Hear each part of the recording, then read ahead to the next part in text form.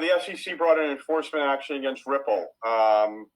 And there's a lot of eyes on this. And, right, the big question is whether or not Ripple, which is one of the larger, for those who don't know, it's one of the larger cryptocurrencies, whether the sale was essentially an unregistered sale of securities. And it's looking to hold the founders personally liable as well. It's getting a lot of attention. It's supposed to go to trial in August. Do you have a view on that, I guess, what it might mean for the industry? Big deal, little deal, no deal? Yeah, no, I think we don't have a position on sort of the specifics of the case itself.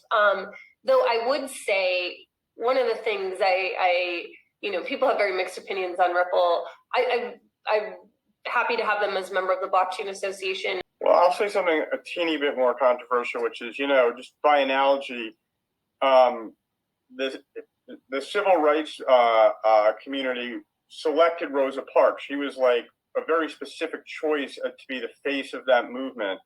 I don't think the Ripple folks are the best face of this movement for the crypto. I think the atmospherics in the case, the details of the case, don't paint a flattering pictures at all times. So I think the issues at play here are significant, and I wish there weren't. I wish there was a better fact set than the one that the case presents.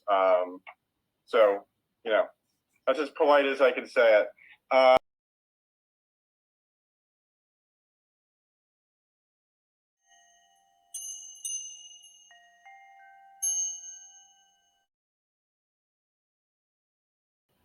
Hey, everybody, it's Eddie from Tokyo. This is your cryptocurrency update from Japan, and it's extremely disappointing to hear that the executive director of the Blockchain Association does not have an opinion on the specifics of the Ripple case. She serves as the liaison between policymakers and the cryptocurrency industry. She most definitely should have a position. And her smile at the end when Brett Messing so rudely commented, he is the president of Skybridge Capital. I just can't get my head around such nonsense. There is someone in this space that does make sense, and that's David Schwartz. And this clip is something I found, really, it was under the radar. It's just about 3 weeks old and had only 126 views. He's speaking at the NFT New York in July. So many points worth talking about. Have a listen. So proof of work is being used by most blockchains to secure their advancing.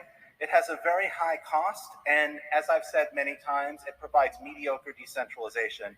That high cost is not just money, but it's also cost in the in environmental impact and energy consumption.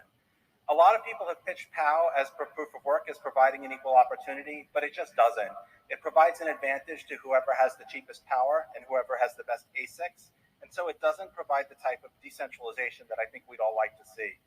I think it's also important to remember that miners pay for power with money generated by the ecosystem.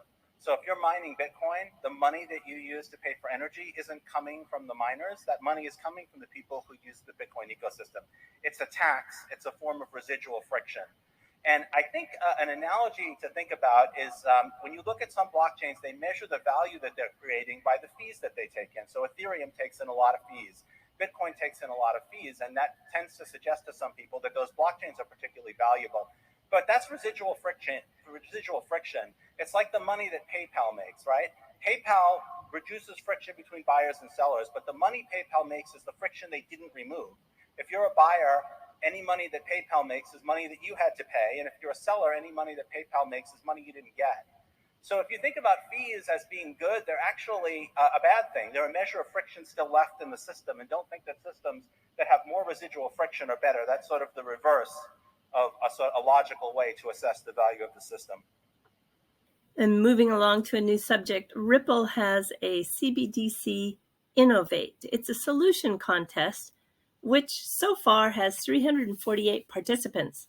The deadline is August 25th at 2 p.m., and there's $47,000 in prizes. Winners of Phase 1 will be invited to a phase 2, and then there'll be a pool of $150,000 in some winnings. The challenge is designed to promote building applications for inclusion, interoperability, and retail CBDCs. Now, if I were to enter, I want to share with you my version of what a CBDC could look like and could do. So remember, it should be retail facing, so I'm okay in that category, but I've got to work on some more details if I'm really going to fit into all their categories. But I want to show you how my brain was working this morning. Now, if you take a look at the ledger, you can see the live data, and there's anywhere from roughly 40 to 70 transactions on average that fit into a block. And then those blocks on the ledger, they occur every few seconds. In fact, it says here the average ledger interval right now is 3.880 seconds.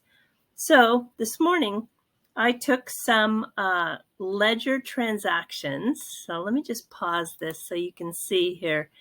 We've got the 735-10350, and then see how it goes to 351, to 352. So I took 3 different transactions, and then using music edit software, that software matches the numbers to a note. And what I made was open source music.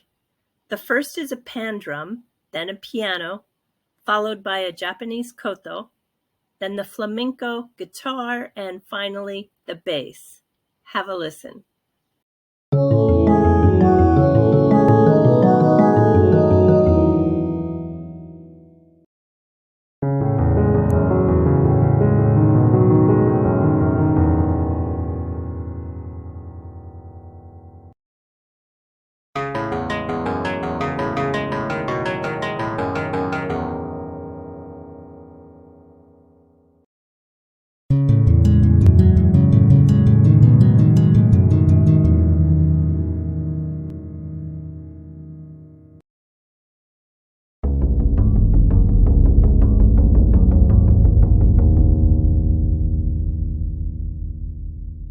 I have a lot to do still on my CBDC if I'm going to be taken serious.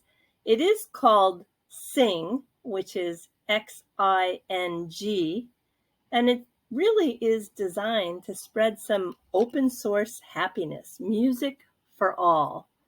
It will fit the cross-border category, but like I said, I have a lot more work to do.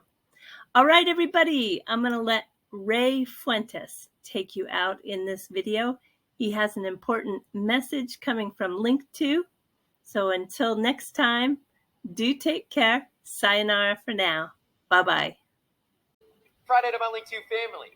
Today we're dropping $1,000 in expiring Linqto bucks to all you accredited investors out there who've completed the necessary accreditation process onto our Linqto platform. The Linqto bucks can be applied to any one of our portfolio companies, and the Linqto bucks will expire this Sunday, August 8th at 11:59 p.m. Pacific Standard Time. That's if they're not used. These are proverbial use them or lose them Linqto bucks. And to those of you who are not receiving $1,000 in expiring Linqto bucks, don't worry. Your initiative secured you competitive entry points, and you still have the ability to earn $750 in Linqto bucks for every accredited investor you refer to the platform. Have a great weekend, ladies and gentlemen.